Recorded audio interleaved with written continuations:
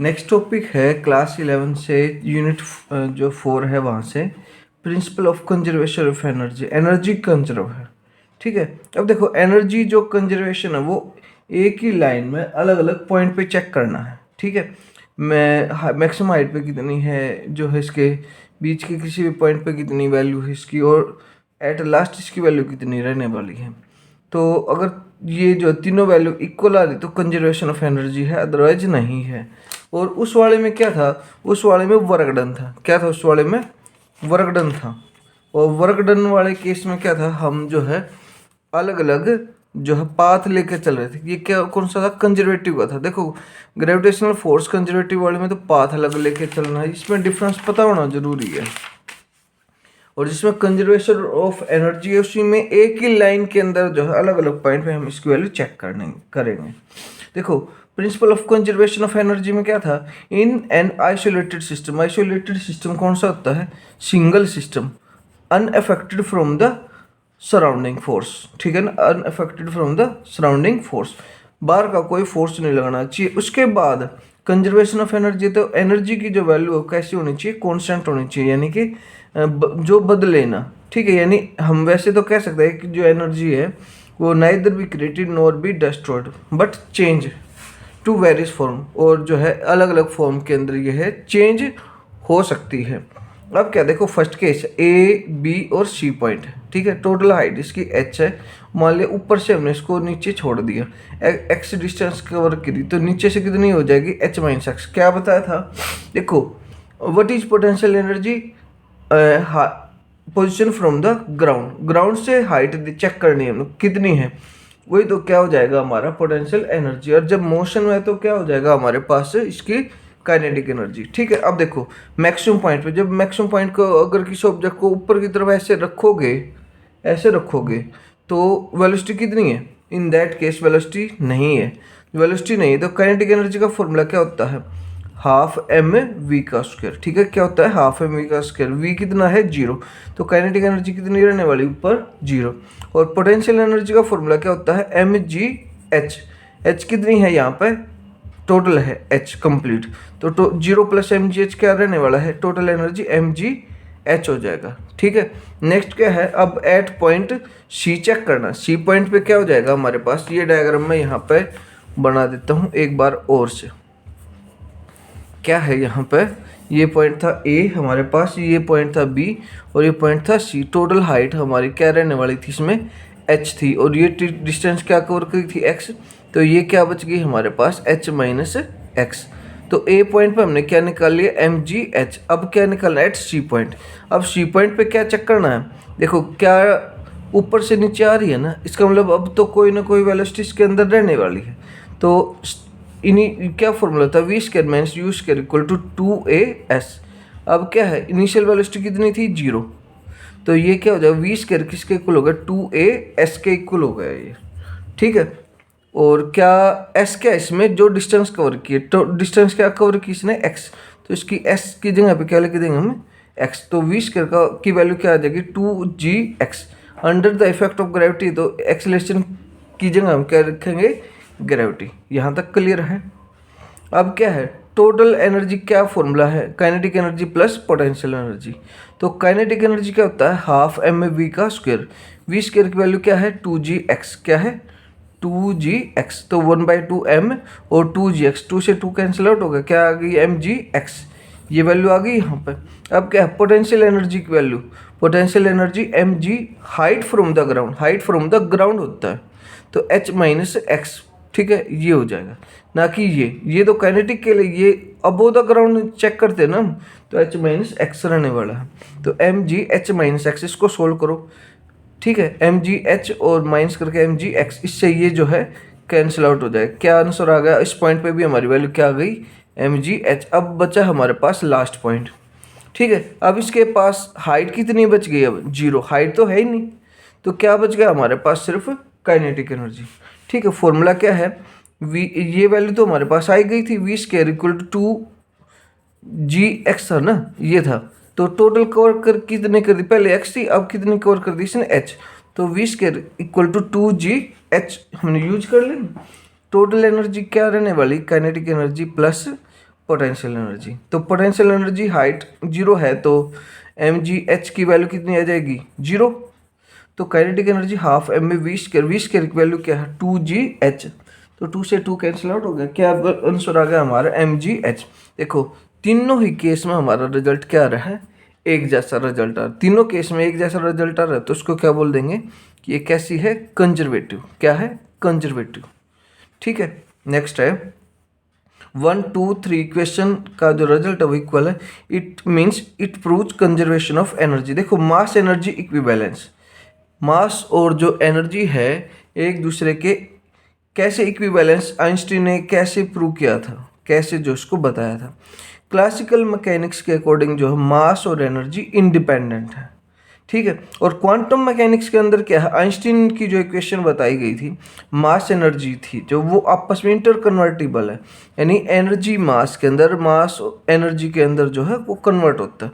जैसे हम खाना खाते हैं, खाना खाया है, एनर्जी थोड़ी ना खाई हमने, तो जो मास खाया है, मास मतलब जो है जो भी खाना है उसका मास लगा लो, वेट एक किस्म से।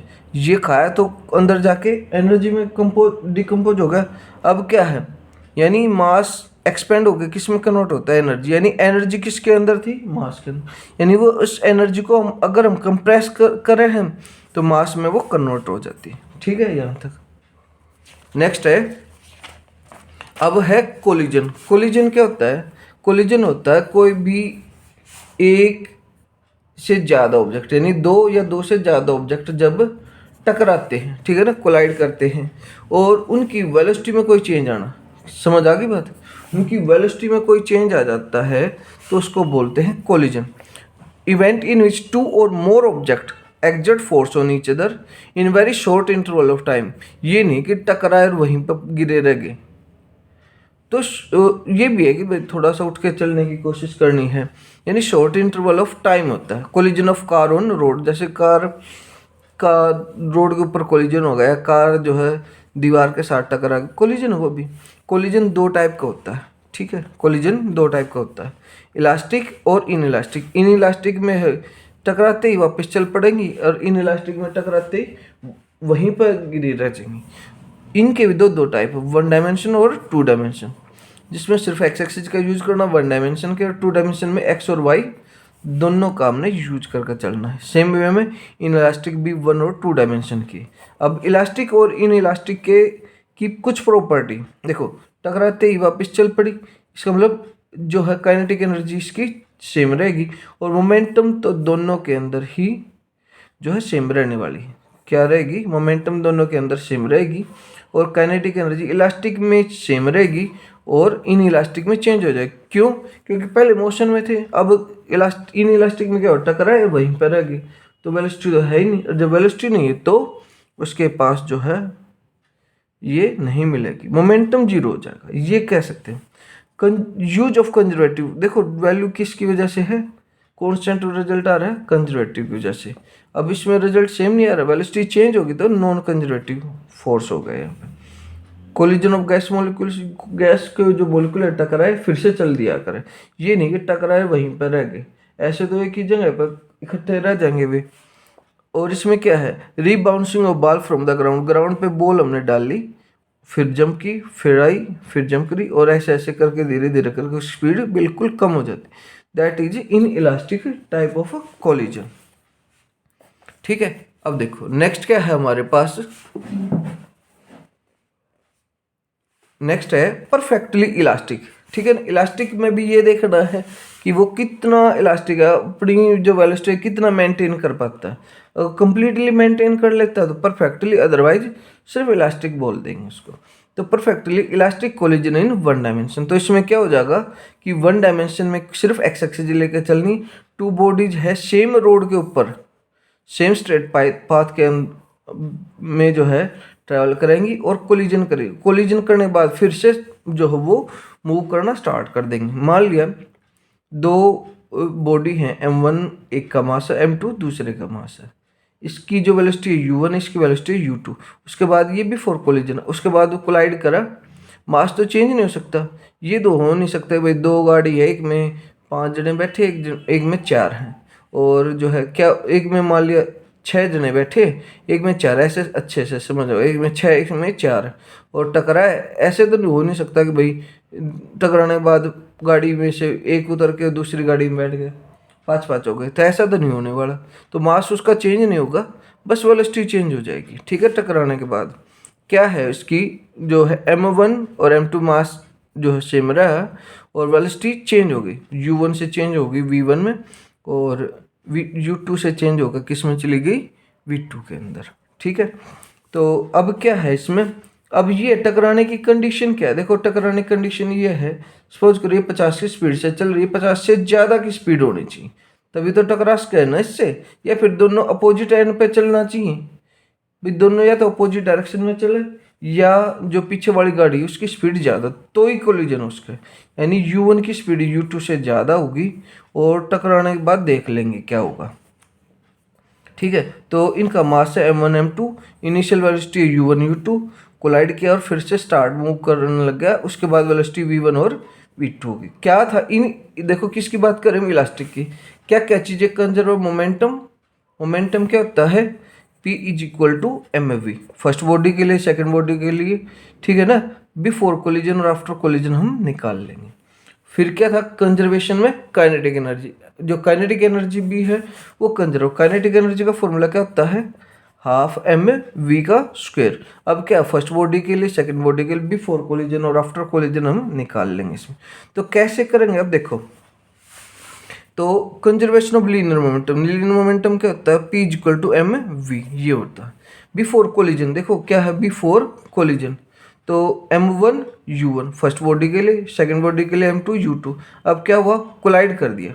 ठीक है ना, क्या कर दिया इसने, कोलाइड कर दिया। कोलाइड करने के बाद मोमेंटम तो कंजर्व है, तो दोनों वैल्यू इक्वल होंगी। उसके बाद m1 की साथ वेलोसिटी आ गई v1 और m2 के साथ क्या आ गई m2 v2, दोनों क्या हो गए, इक्वल हो गए। उसके बाद क्या किया हमने, m1 वाली टर्म को एक तरफ ले गए, m2 वाली टर्म को एक तरफ ले गए, तो क्या हुआ देखो, ये उस तरफ जाके क्या हो जाएगा, m1 u1 माइनस करके m1 v1 और m2 v2 और इस तरफ जाके minus m2 u2, m1 common लेने के बाद u1 माइनस v1 और m2 u2 माइनस v2 होगा। ठीक है, फर्स्ट इक्वेशन हो गई। मोमेंटम जो बिफोर आफ्टर कोलिजन क्या बताया था अभी, कांस्टेंट। नेक्स्ट क्या निकाला, एक इक्वेशन हो गई हमारी, किसकी हेल्प से हुई है, लीनियर मोमेंटम की वजह से। अब सेकंड किसकी हुई हेल्प से, काइनेटिक एनर्जी की वजह से। ठीक है, तो काइनेटिक एनर्जी भी क्या है इसमें, इक्वल है। तो हमारा टारगेट क्या है यहाँ पे, हमारा टारगेट हमें u1 u2 का पता है और v1 v2 का नहीं पता, वो निकालना। तो टारगेट क्या है हमारे क्वेश्चन का, v1 और v2 की वैल्यू को फाइंड आउट करना। ये इस क्वेश्चन, ये इस प्रॉब्लम का सॉल्यूशन हम ऐसे निकाल लेंगे। देखो आगे क्या करना है इसमें, आगे है ये काइनेटिक एनर्जी का फॉर्मूला हाफ एम वी का square, before collision m1 u1 हो जाएगा। ठीक है, स्क्वायर, और नेक्स्ट के लिए m2 u2 का square, before collision, after collision v1 और ऐसे v2, 1/2 कॉमन ले लिया, कट कर दिया, क्या बचा m1 u1 square, m2 u2 square, m1 v1 square और m2 v2 का स्क्वायर। फिर वही मेथड क्या करना है, m1 वाली टर्म एक तरफ, m2 वाली टर्म एक तरफ, तो क्या आ गया हमारे पास, m1 कॉमन आके u1 का स्क्वायर और ये जो इस तरफ जाके v1 का स्क्वायर। अब ये क्या है, m2 और v2 का स्क्वायर और इस तरफ जाके ये नेगेटिव। ठीक है, ये तो मैथमेटिकल पोर्शन है, क्वेश्चन सेकंड मान लिया। अब इसको फर्स्ट क्या थी हमारे पास, फर्स्ट थी हमारे पास m1 और u1 माइनस v1 और m2 और क्या था u2 माइनस v2, ये था। अब क्या किया, अब इस इक्वेशन के डिवाइड में ये कर देंगे, m1 वाली टर्म के डिवाइड में m1 वाली टर्म और m2 वाली के डिवाइड में m2 वाली टर्म, तो इससे m1 m2 जो है यहाँ से ख़त्म हो जाते हैं। ठीक है, हो गया कट। अब क्या बचा, ये बच गया, ऊपर ये नीचे ये वाली वैल्यू, ऊपर ये वाली वैल्यू नीचे ये वाली वैल्यू। ठीक है, अब क्या है, A square minus B square का फॉर्मूला यूज़ करो, क्या होता है a plus B A minus B. अब देखो u1 v1 v1 वाली टर्म है, तो एक बार प्लस एक बार माइनस, ठीक है, नीचे माइनस, एक बार प्लस करके एक बार माइनस करके नीचे माइनस, कैंसिल आउट, नेगेटिव वाली टर्म कैंसिल आउट, तो क्या बचा हमारे पास u1 प्लस v1 और v2 प्लस u2। अब क्या है, देखो यहाँ तक का एक फेज समझ आ गया होगा। अब इससे थोड़ा सा एक लेवल और हमने बढ़ाना पड़ेगा, क्या निकालना हमने, टारगेट को बोलना है, V1 और V2 की वैल्यू निकालनी। तो इसमें से या तो V1 की वैल्यू निकालो या V2 की वैल्यू यहाँ से। अब तो V1 की वैल्यू निकालोगे तो V2 की वैल्यू हमारे पास फाइनल निकल के आएगी, ये फाइनल नहीं है, ठीक है। तो V1 की वैल्यू अगर हमने निकालनी तो इसको लेके गए उस तरफ, तो V2 plus U2 minus U1। अब क्या करना है, अब इस थर्ड जो इक्वेशन है इसको फिर से पुट कर देंगे हम यहाँ पे। क्या था हमारे पास M1 U1 M2 U2 और क्या था M1 V1, नेक्स्ट क्या था M2 और V2, ये था हमारे पास। नेक्स्ट क्या किया, किसकी वैल्यू आई हमारे पास, V1 की वैल्यू यहाँ पर पुट करना। देखो यहाँ पर पुट करना, ये वैल्यू हमने पुट कर दी। कौन सी वैल्यू पुट करी, यहाँ से उठा कर।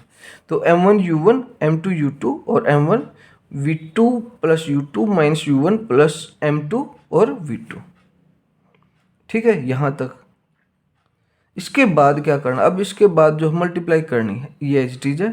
अब M1 V2 M1 U2 और माइनस करके M1 U1, ये हो गया, ये एज इट इज है। बाकी टर्म एज इट इज है, बस इसको जो है M1 से मल्टीप्लाई कर लेंगे। अब क्या करना, नेक्स्ट स्टेप क्या रहने वाला है, इस वाली टर्म को उठा के उस तरफ ले जाओ तो क्या हो जाएगा। और जो है इसमें क्या करना हमने, देखो V2 यहाँ पर है, V2 यहाँ पर है, और कहीं पर हमें ना तो V1 मिलेगा और ना हमें और किसी जगह पे V2 मिलेगा, ठीक है। तो हमने क्या निकालना है, V2 वाली टर्म एक तरफ रख लेनी।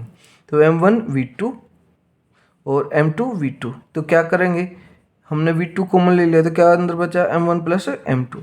बाकी पूरे को जो है उस तरफ ले जाओ, M1 U1 प्लस करके M2 U2 प्लस करके M1 U2 और प्लस करके M1 U1। तो ये क्या हो जाएगा, ये इस तरफ जाके डबल हो गया, ये क्या है H T M2 U2। Next क्या है, ये उस तरफ जाके नेगेटिव M1 U2। अब देखो जिसमें से भी क्या कॉमन आ रहा है हमारा U2, तो क्या बच गया M2 माइनस M1 बच गया, ठीक है। अब किसकी वैल्यू निकालनी है, V2 की वैल्यू निकालनी, इसको ये मल्टीप्लाई में उस तरफ जाके डिवाइड में, बस ये हमारी स्टोरी थी V2 के लिए, ठीक है। अब सेपरेट करना चाहो तो सेपरेट लिख दो, इसके एक बार इसके डिवाइड में एक बार इसके डिवाइड में, ठीक है, ऐसे करके। ये U1 की टर्म है, ये U2 की टर्म है, ऐसे हम जो इसको लिख देंगे। नेक्स्ट क्या है, नेक्स्ट हमारे पास V2 की वैल्यू आ गई। अब V2 की वैल्यू को उठा के यहाँ पुट कर दो, ठीक है।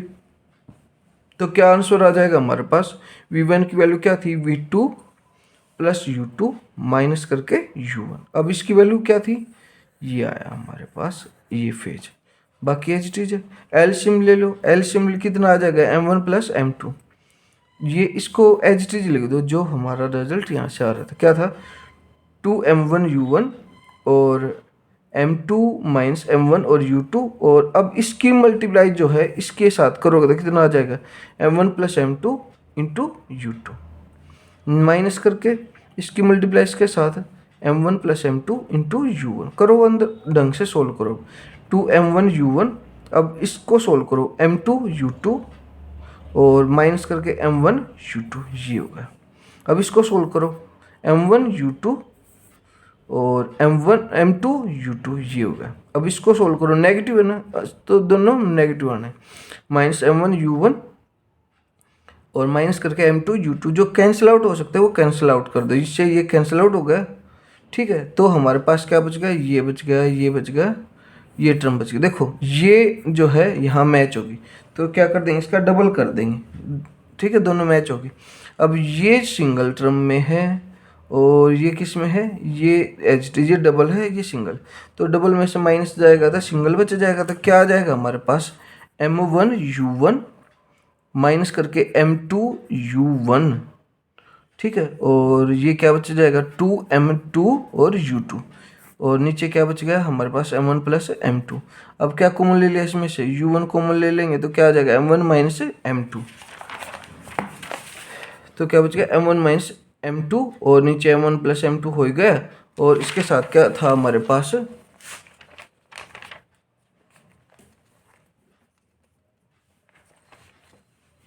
ठीक है, क्या था, क्या आ गया हमारे पास। इसको कंप्लीट सोल्व करने के बाद इसकी वैल्यू को जब हमने सोल्व किया तो ये वैल्यू हमारे पास सोल्व होते होते क्या आ गई, M1 U1 और M2 U1 प्लस करके M2 U2 और divide by M1 plus M2, ठीक है। इसको जब हमने पुट किया तो वैल्यू क्या आ गई हमारे पास, M1 माइनस M2 हो गया और 2M2 U2 और divide by M1 plus M2 रह गया हमारे पास, ठीक है। ये हो गया, ठीक है। इसको जब हमने सोल्व किया तो ये आ गया हमारे पास। अब क्या है, अब हमारे पास रिजल्ट तो आएगा।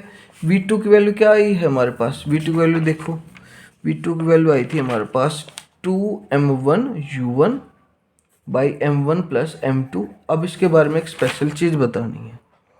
नेक्स्ट क्या था, M2 माइनस M1 और U2 by M1 plus M2। देखो क्या है इसके बारे में स्पेशल बात, देखो V1 के लिए क्या है, V1 वाले में जो U1 वाला उसमें माइनस होगा 1 माइनस 2, यानी जो यहाँ पर होगा उसमें से माइनस करना, दूसरे वाला डबल चल रहा है, नीचे दोनों का सेम है M1 प्लस M2, यहाँ पर भी यहाँ पर भी। V2 वाले में क्या होगा 2 माइनस 1 हो जाएगा, किसके लिए, U2 वाली टर्म के लिए, ठीक है। स्पेशल केस है, स्पेशल केस में क्या है, अब M1 M2 अगर M के इक्वल हो जाए, दोनों बॉडीज का मास अगर इक्वल हो जाए तो क्या होगा, अगर दोनों बॉडीज का मास इक्वल हो जाए तो U1 की वैल्यू, ये देखो दोनों इक्वल हो गए 0, तो क्या बच गया हमारे पास 2M2 U2 बाई 2M, ठीक है। ये सेम है तो इससे कैंसिल आउट होगा, तो V1 की वैल्यू क्या आ गई U2 और इस V2 की वैल्यू क्या आ गई, देखो ये कैंसिल आउट हो गई, तो 2M U1 और नीचे क्या आ गया 2M कैंसिल आउट। तो क्या होगा, बॉडी क्या कर रही है, अपनी वेलोसिटीज को एक्सचेंज कर रही है, ठीक है। अपनी वेलोसिटीज को क्या कर लेंगी, एक्सचेंज कर लेंगे। नेक्स्ट क्या है हमारे पास, M1 और M2 की वैल्यू क्या है M, और सेकंड बॉडी किस में है, रेस्ट में, U2 कितना है 0। अगर U2 0, देखो यहाँ से U2 0, यो सेट 0, ये दोनों इक्वल कर दिए, ये भी 0, तो V1 की वैल्यू कितनी आ गई हमारे पास, V1 की वैल्यू कितनी आ गई हमारे पास 0। अब क्या है, U2 0, ये सेट ऑलरेडी 0 है, और ये कितना है 2M by two M U1, और ये क्या हो जाएगा 2M कैंसिल आउट, कितना आ गया, यानी वेलोसिटी एक्सचेंज होगी, यानी सेकंड बॉडी रेस्ट में थी, अब फर्स्ट बॉडी रेस्ट में आ गई, सेकंड जो बॉडी जो रेस्ट में थी पहले, अब किस में आ गई, मोशन में आ गई।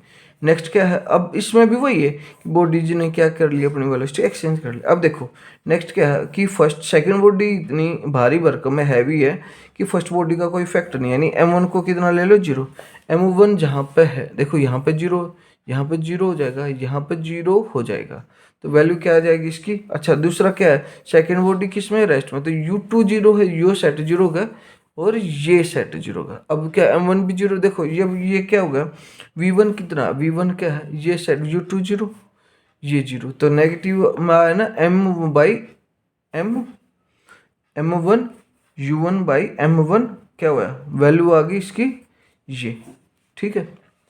इसकी वैल्यू क्या आ गई, ऐसे नेगेटिव आ गई, ठीक है। नेक्स्ट क्या हुआ कि नेक्स्ट V2 की वैल्यू जब निकाल लोगे, U2 की वैल्यू जब V2 की जो वैल्यू निकाल लोगे, M1 0 है, M1 यहाँ पे भी 0 और U2 0, तो V2 की वैल्यू क्या आ गई यहाँ पे 0।